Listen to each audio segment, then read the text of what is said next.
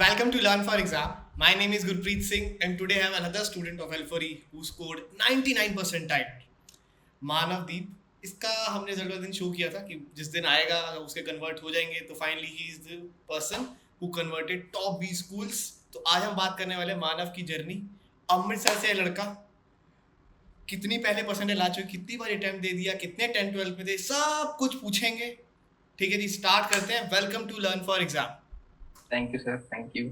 Alright, सबसे पहले तो ये बता दो कि मेरे भाई की तरह लगता है, तुम बिल्कुल रिसेम्बलेंस उसके साथ की है. Jaydev is name. ऑलराइट, तो सबसे पहला क्वेश्चन आता है कि 10th 12th ग्रेजुएशन में क्या स्कोर है? तो सर 10th में वैसे तो 10 CGPA है, बट एक एडिशनल सब्जेक्ट था जो काउंट हो जाता है कैट में, तो उसके कारण 91.83% हो जाती है 95 से. फिर 12th में 96.8 है एंड ग्रेजुएशन में 8.36. ऑलराइट, एक जो आपकी ग्रेजुएशन है और जो 12th है वो कॉमर्स है या साइंस है? नहीं, science, non medical, engineering. Engineer हो? अरे इंजीनियर हो तुम. ऑलराइट, ठीक है. आपने ग्रेजुएशन कौन से कॉलेज से करी है? IIT इलाहाबाद. ऑलराइट, एंड उसके बाद आपने कितने कैट के अटेम्प्ट दे दिए? कैट का फर्स्ट ईयर अटेम्प्ट था मेरा. फर्स्ट अटेम्प्ट में 98 परसेंटाइल ले आए. ठीक है, बहुत ही बढ़िया, क्रैक कर दिया. कैट के बारे में कैसे पता चला? किसने आपको बताया सबसे पहली बारी कि कैट भी होता है, कैट का एग्जाम देना होता है? कैसे पता चला था? तो एक्चुअली तो कॉलेज के टाइम पे जब प्लेसमेंट्स थी तो कुछ फ्रेंड्स दे रहे थे, बट उस टाइम तो मैं ऐसे इतना सीरियसली देखा नहीं था. बट आफ्टर कॉलेज मैं ऐसे UPSC की प्रिपरेशन कर रहा था, तो उस टाइम पे साथ में आता है कि लाइक कुछ एक बहुत अच्छा बैकअप होना चाहिए साथ में. तो उस टाइम पे जब रिसर्च करते करते फिर जितने ऑप्शन थे, इवन गवर्नमेंट जॉब्स एक्सेट्रा, सब कंपेयर करके तो यही था कि बेस्ट बैकअप तो MBA ही है. और गिवन कि जो UG का कॉलेज है उसका भी नाम रखना साथ में थोड़ा सा, तो उसके अकॉर्डिंगली फिर MBA ही बेस्ट ऑप्शन था, तो इसलिए फिर कैट की मैंने लास्ट ईयर दिया था. ऑलराइट, तो यूपीएससी का अटेम्प्ट दे चुके हो या अभी ये जो 6 जून को है प्री देने वाले हो? प्री देने वाले हो? हाँ, प्री भी देने वाला हूँ. वैसे 2 oh, so you are studying for that as well? हाँ सर, अभी कर रहा हूँ. आगे पता नहीं कंटिन्यू हो पाएगा कि नहीं, बट अभी कर रहा हूँ. दैट्स नाइस यार. अगर प्री निकल गया तो मेंस तो दे ही दोगे शायद फिर? हाँ, बट अभी वो तो बहुत ही अनप्रेडिक्टेबल गेम है, इसीलिए थोड़ा बैकअप का भी इसीलिए जरूरत. यूपीएससी का अटेम्प्ट दे चुके हो एक? हाँ सर, 2 दे चुका हूँ. 2 दे चुके हो. पहले कितने कितने रहे हैं प्री में? मार्क्स तो बहुत ही लेट आते हैं, तो जैसे पिछले साल वाले तो अभी तक नहीं आए मार्क्स. मतलब कितने? तो प्री निकला है अभी भी? नहीं, प्री नहीं हुआ, इसीलिए थोड़ा बैकअप का भी. ऑलराइट. अच्छा, तो बैकअप के तौर पे आपने रखा. ये कौन से होते हैं ये इंजीनियर जो बैकअप में इतना परसेंटाइल लेके आते हैं? एक्चुअली बैकअप तो कहने की बात है, बट बैकअप ऐसे थोड़ा वो हो जाता है कि जैसे उसको कम काउंट कर रहा हूँ मैं, तो एक्चुअली में वो नहीं है. तो इक्वली अच्छी अपॉर्चुनिटी है कि अगर UPSC कर रहा हूँ तो वहाँ पे गवर्नमेंट में मैनेजरियल रोल्स मिलेंगे, यहाँ पे कॉर्पोरेट में मिलेंगे. तो बैकअप एज इन कुछ मैं डिमीन नहीं करना चाहता, बट इक्वली इम्पोर्टेंट है. तो फिर है तो यार जबरदस्त चीज तो है. ऑलराइट. अच्छा, कैट इनके अलावा कोई और एग्जाम दिया? जैट दिया था. जैट दिया. जैट में कितनी परसेंटाइल है? जैट में 96.9283 थी. 92. तो उसमें कहाँ से एक्सेलर है? जमशेदपुर की कॉल आ हाँ, रही है? दोनों ही बीएम की भी आई? BM और HRM दोनों थी. BM दिल्ली का वेट लिस्ट था और HRM जमशेदपुर का वेट लिस्ट था, बट वो क्लियर हो जाना था. बट मेरे को था कि बेटर कॉलेजेस हो जाएंगे, तो फिर मैंने थोड़ा रिस्क ले लिया, फीस नहीं जाएगी. ऑलराइट. अभी आप कहाँ से कॉल्स आई थी? कौन सी कन्वर्ट कर ली? मेरे को आई थी कैलकाटा, लखनऊ, इंदौर, शिलोंग और कैप कॉलेजेस सारे, एंड एक्सेलर SMS भी आई थी, एंड एक्सेलर है जमशेदपुर, और दिल्ली तो बीच साथ ही होता. तो ये सब थी. इनमें से कैलकाटा और इंदौर डायरेक्ट कन्वर्ट हो गए हैं दोनों, एंड लखनऊ में वेट लिस्ट है बट काफ़ी पीछे है, और FMS में भी वेट लिस्ट है जो एक्सपेक्टेड है कि शायद क्लियर हो जाएगी. ऑलराइट, तो अभी सी यूपीएससी वाले हो तो FMS हो सकता है, तो मतलब FMS जाओगे क्या फिर? अभी तो यही डिसाइडेड है कि कैलकाटा ही जाना है, क्योंकि अगर कन्वर्ट हो गया FMS, क्योंकि देखो तुम्हारा गोल तो है नहीं MBA करना, वो तो बैकअप है. तो तुम्हें पैसे तो बचाने होंगे.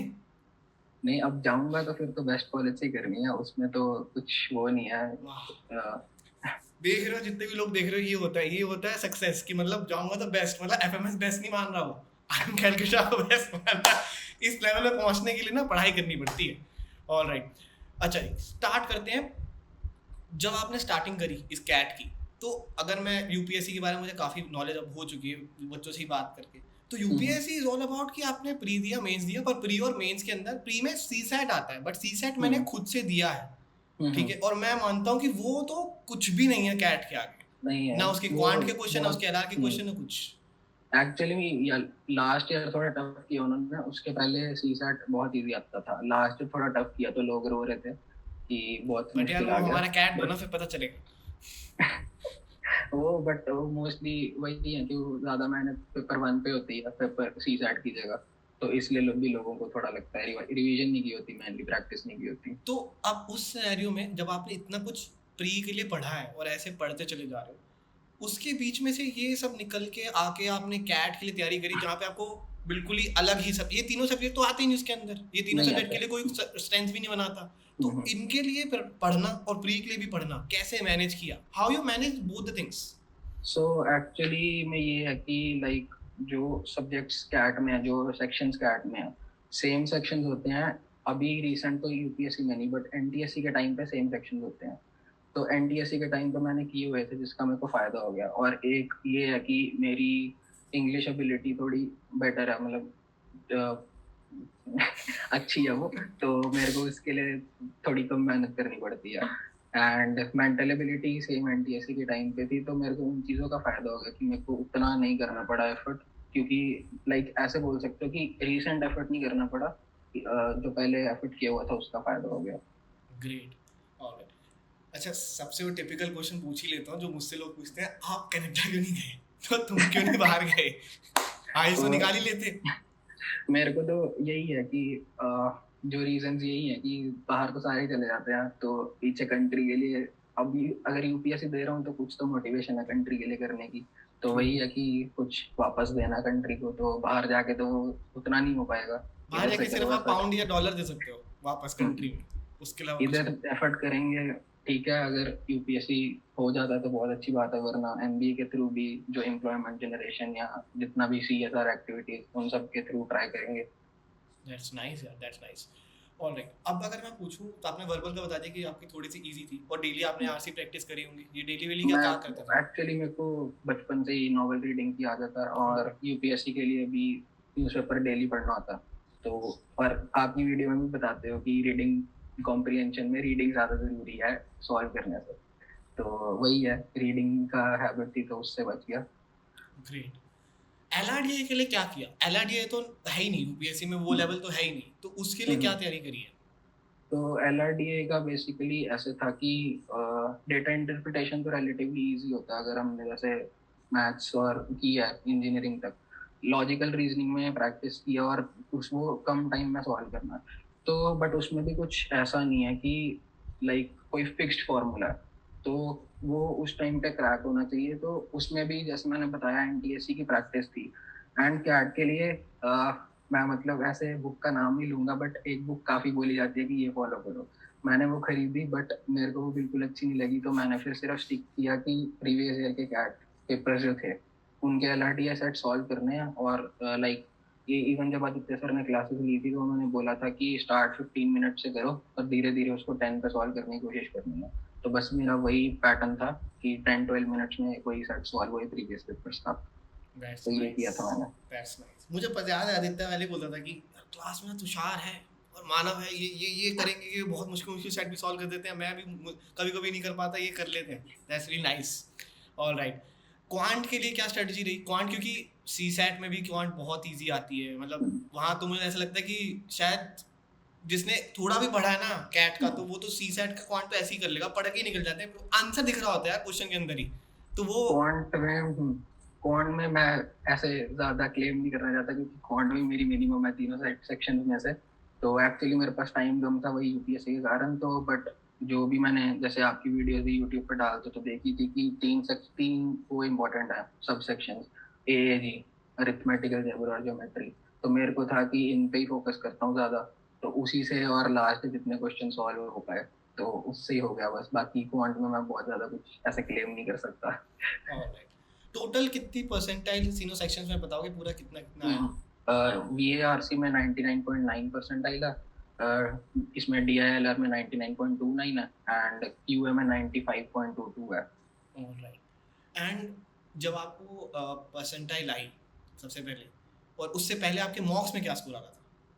मॉक्स भी मैंने एक्चुअल में लास्ट मंथ ही दिए, क्योंकि वही उस लास्ट ईयर ये हुआ था ना, यूपीएससी पोस्टपोन हो गया था अक्टूबर तक। यस। तो अक्टूबर तक तो मैं पहले पेपर दिया 10 अक्टूबर को, एंड उसके बाद वेट कर रहा था क्या रिजल्ट आएगा। तो फिर लास्ट में मॉक्स दिए थे, और उसमें ऐसा हुआ था कि फर्स्ट मॉक में मेरे कुछ 80-85 के अराउंड थे, बट सेकंड मॉक से डायरेक्टली मेरे 90 के ऊपर, और लास्ट में तो 96-98 तो कॉन्स्टेंटली आ रहे थे। ऑलराइट। अच्छा, do you recommend to others कि आप लास्ट में आके मॉक्स दो? नहीं नहीं, ये तो मतलब अगर टाइम नहीं है फिर है, बट अगर तुम्हारे पास टाइम है तो क्यों नहीं यूज करना उसको, मैं ऑप्टिमली इसी यूज को करो। यही लिए कहता हूँ कि कुछ लोग ऐसे ले लें कि मैं हाँ। लास्ट में दे दूँ। नहीं नहीं, ये मतलब अच्छी स्ट्रैटेजी तो नहीं है, अब जरूरी भी नहीं है सबके लिए काम भी करे। एंड ऐसा है ना कि पास्ट में तुमने जैसे प्रैक्टिस की है उस पर डिपेंड करता है। तो अगर मैंने 10th के टाइम पे या 8th के टाइम पे किया हुआ है, तो क्योंकि DILR में कॉन्सेप्ट्स नहीं है, और वो क्वेश्चन सॉल्व करने के लिए एक जैसे बोल सकते हो कि प्रैक्टिस है मेनली। तो वो प्रैक्टिस अगर तुमने पहले नहीं की तो तुम्हें अभी करनी पड़ेगी। एंड कैट में तो मॉक्स का बहुत हेल्प होता है, क्योंकि ऐसा नहीं है जैसे यूपीएससी से अगर मैं कंपेयर करूँ, यूपीएससी में कुछ भी आ सकता है एंड पता नहीं होता, बट कैट में ये है कि एटलीस्ट जो तुमने प्रैक्टिस किया उससे रिलेटेड आएगा। सेम तो नहीं आएंगे बट रिलेटेड आएगा डेफिनेटली। एंड जैसे आदित्य सर भी बोलते हैं, और आपने भी जब वो सेशन स्टार्ट हुआ था उससे पहले बोला था कि लेवल ऑफ डिफिकल्टी 1 और 2 का उतना फायदा नहीं है, 3 के ही क्वेश्चन आने हैं। तो जब आने उसी के अंदर उसी की प्रैक्टिस करो। क्योंकि मैंने देखा है, अरे आप जैसे एनमेट एग्जाम हो गया, क्या हर किसी के लिए अप्रोच अलग है, उसमें लेवल डिफिकल्टी के क्वेश्चन ही अलग आ रहे हैं, पर बच्चा कहता है मैंने 1 कर लिया मेरा तो हो गया, वो हो नहीं ही नहीं नहीं, सकता। 1 तो आता ही नहीं है। जैसे ज्यादातर तो मिक्स ऑफ 2 और 3 है, उसमें भी आपको चूज करना है कि पेपर में कि किसी ऐसा भी हो सकता है किसी को कोई सेट टफ लगे पर आप वो जल्दी कर लो। तो ये प्रैक्टिस से ही पता चलेगा आपको कि क्या होगा, कि कौन सा सेट आपके लिए सही है। और सो मानव, अभी आप कौन सा कॉलेज ज्वाइन करने वाले हो? मतलब फाइनली आपके पास कौन सी कॉल्स कन्वर्ट होके पड़ी हुई है? अभी तो कैलकाटा एंड इंदौर है, तो और एफएमएस शायद बाद में हो, बट कैलकाटा ज्वाइन करूंगा। अगर एफएमएस और कलकत्ता हो? एफएमएस में एक्चुअली में अभी टाइम लगेगा, क्योंकि उसकी लिस्ट स्लो मूव हो रही है और ऑफलाइन उनका प्रोसेस चल रहा है, तो उसका नहीं, अगर काफी देर बाद हो गया तो आप बताओ। हो गया तो अभी मैं तो कैलकाटा ही चूज करूंगा। मतलब 25 लाख रुपए देने वाले हो? अब ठीक है, हुआ है ऐसे।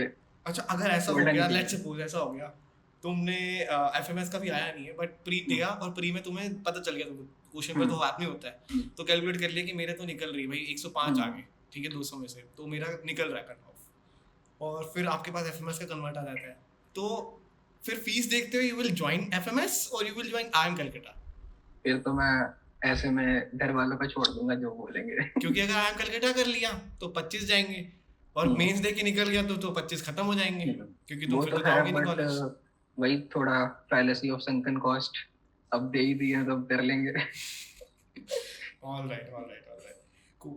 अच्छा, कभी मन में वैसे ख्याल आया बाहर जाने का? एक बारी भी नहीं। ख्याल आया जब जैसे यूपीएससी नहीं निकला, या फिर आपका ये कैट सोचा था, तब कभी ऐसा सोचा था? नहीं, बाहर जाने का सीरियसली कभी नहीं सोचा। जैसे इवन मेरे क्लोज रिलेटिव्स में भी हैं बाहर, हमारे बट सबके मेरे को हैं, कभी हमारे तो किसका नहीं होता। बट वही है, मेरे को कभी ऐसे उस चीज का इतना चार्म लगा नहीं कि मेहनत करनी है उधर भी करनी है, यहाँ करनी है यहाँ कर लो। दैट्स लवली यार, दैट्स लवली। ऑलराइट। अच्छा, यूपीएससी के साथ ये कैट प्रिपरेशन कर सकते हैं? इज इट पॉसिबल और नॉट? पॉसिबल तो सब कुछ है। अब ह्यूमन है तो ह्यूमन के पास एबिलिटी है तभी कर पा रहा है कोई ना कोई। तो अगर कोई कर रहा है तो सब कर सकते हैं, तो तुम्हारे डिटर्मिनेशन पे ही है। एंड लाइक मैंने भी यूपीएससी के साथ ऐसे नहीं किया, बहुत प्रैक्टिस की, बट मेरा ये फिक्स था कि मोर देन कोई भी मटेरियल या कोई भी बुक्स की जगह कैट के प्रीवियस ईयर पेपर सॉल्व करने का ट्राई करूँ मैं। सेक्शन जैसे अगर इवन 3 आवर्स नहीं बैठ सकता मैं, तो मैं वो 60 मिनट्स का सेक्शनल सॉल्व करूंगा और उसके मार्क्स अपने चेक करूंगा कितने आ रहे हैं।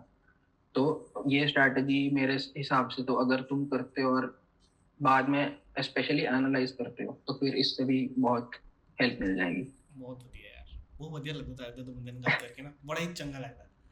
और थैंक पंजाबी नहीं आती काफी लोगों को। Alright, come back to Hindi और इंग्लिश।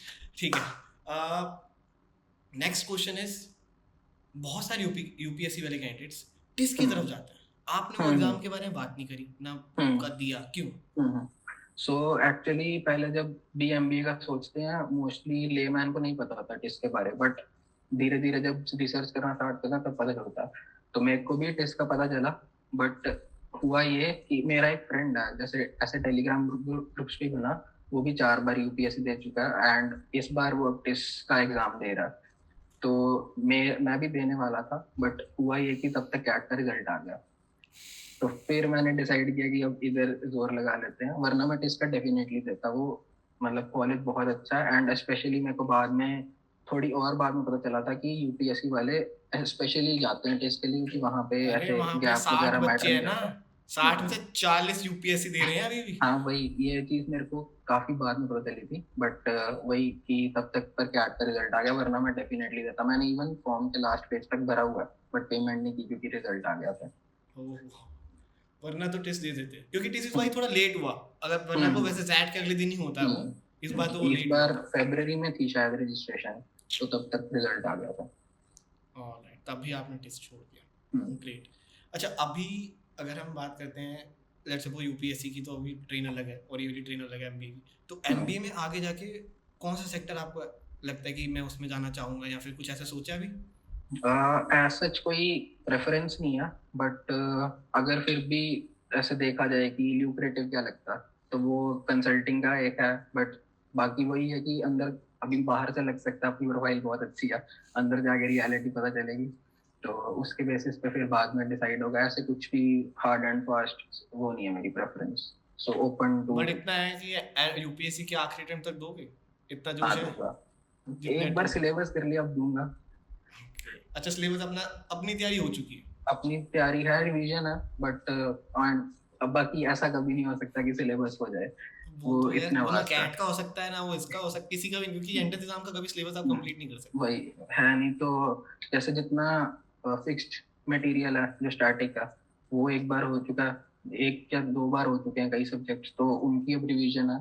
तो ठीक है, देंगे। हो सकता है कि डिले करना पड़े, एमबी के साथ साथ नहीं हो सकता है, हेक्टिक होता, बट बाद में देंगे। कूल कूल कूल, बहुत बढ़िया यार, बहुत ही अच्छा लगता है ऐसे लोगों से बात करता हूँ ना, एकदम ऐसे इंटेलेक्चुअल, एकदम जबरदस्त। ऐसा लगता है कि हाँ इंडिया का फ्यूचर है, इतना खराब है नहीं जितना लिखाते हैं न्यूज सर में, बट सच में इतनी है। भी हवा में मत चढ़ाओ सर।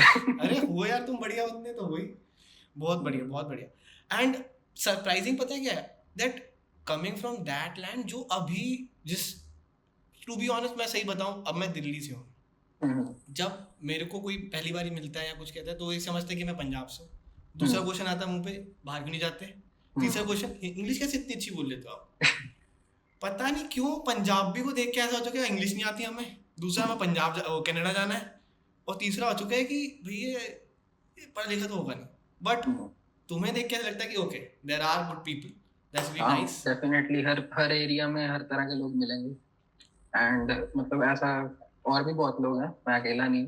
तो है अच्छा फ्यूचर। अगर कुछ बच्चे बाहर जा रहे हैं, ब्रेन ड्रेन हो रहा है, तो कुछ अंदर रुकने का डिसीजन भी ले रहे तो हैं। आपके पास अभी कुछ फ्रेंड्स हैं जो अमृतसर में यूपीएससी की तैयारी कर रहे हूँ अच्छे तरीके से? अमृतसर में सच नहीं है, क्योंकि अमृतसर वही है कि जैसे टियर 1 सिटी नहीं है, बहुत ज्यादा कोचिंग्स नहीं है। तो अमृतसर में तो ऐसा नहीं है, बट मेरे फ्रेंड्स हैं वैसे दूसरी सिटी से, कॉलेज में साथ पढ़े हैं एंड ग्रुप्स पे मिलते रहते हैं। जैसे कोई भी एग्जाम होता है उनके ग्रुप पे मिल जाते हैं, तो काफी लोग हैं जिनको मैं जानता हूँ, बट अमृतसर से नहीं है सच।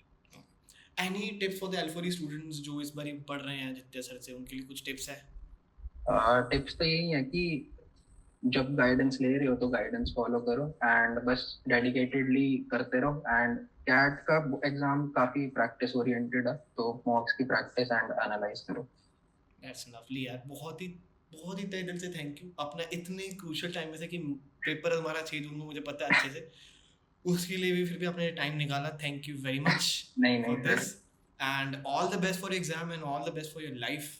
एंड आई होप कि आगे जाके बहुत फ्यूचर ब्राइट होगा, मुझे पता है वैसे होगा, बट डेफिनेटली होगा। And I know a lot of people, this a motivation for you, कि मैंने बहुतों को देखा है, मेरे काफ़ी दोस्त हैं, रह भी चुके हैं और आगे भी हैं अभी और होंगे भी ऐसे आगे, जो लोग आयम जाते हैं 1-2 साल ही पढ़ते हैं और उसके बाद कभी जॉब 1-2 साल करते हैं और सीधा आईएएस बन जाते हैं, या फिर उसके साथ साथ ही आईएएस बन जाते हैं। ऐसे बहुत अभी लोग वो हैं। एफएमएस दिल्ली के ही हैं, एक टॉपर है कुछ साल पहले ही, आई थिंक ईरा सिंगल है वो, शायद मेरे को एग्जैक्टली नाम नहीं अरे याद। ऐसे बहुत है बट यार, हाँ मतलब बहुत। लाइन लगी पड़ी, I am Calcutta, A B C F M S hmm, एक्सेलर है, कितने आपको मिलेंगे जो सीधा सिर्फ लोन उतारते हैं, जैसे ही लोन उतरता है सीधा यूपीएससी निकाल के सीधा आईएएस। बहुतों को देखा है ये मैंने। तो है। मतलब कोई ऐसा नहीं है कुछ कि कोई ऑप्शन अच्छी है बुरी है, बस हर एक बंदे की अपनी प्रेफरेंस है। बट मुझे तो लगता है शायद इस साल निकाल लो यार तुम, निकाल लोगे तुम। घर वाले खुश हो जाएंगे। गॉड ब्लेस यू, मेरे हिसाब से तो निकाल देना थैंक यू। चाहिए। अब मतलब ऐसा ना, मैं कहूंगा कि अगर यूपीएससी निकालने के बाद तुम्हें यूपीएससी नहीं लिया ना, तो हमारा लॉस है ये। ऐसे कैंडिडेट को मैं तो नहीं जाने दे सकता, टू बी अभी ऑनेस्ट। सर मेनली तो प्री है काफी बड़ा हर्डल। मेंस और इंटरव्यू से ज्यादा मेरे को लगता है कि अभी शायद प्री हो ये चुका सभी का होता है हर यूपीएससी, अभी प्री है, प्री ऐसे, अरे भाई प्री तो निकल गया, अब मेन है, फिर मेन है, भाई इंटरव्यू तो सब कुछ होता है, 3,000 कैंडिडेट्स में से है। 600 अब निकलने ये हैं। तो होता ही रहेगा, दुख तो जारी रहता है। All right. All the best. Thank you for sharing your journey with all of us. And thank it's you so so inspiring. And मैं चाहूंगा कि आपका जल्दी से जल्दी सब कुछ सेटल हो जाए और जल्दी से ज्वाइन करो सर्विसेज कोर इंडिया को ऊपर लेके आओ। थैंक यू जरूर वेरी सर, मच। आपको पक्का बताऊंगा जैसे भी होगा। डेफिनेटली। एंड जितने भी लोग देख रहे हैं, please hit the like this video, share this video with friends and comment down below. अगर आपको कोई भी क्वेरी है प्लीज नीचे जरूर से लिखिएगा। And don't forget to subscribe. Thank you, have a lovely awesome day ahead.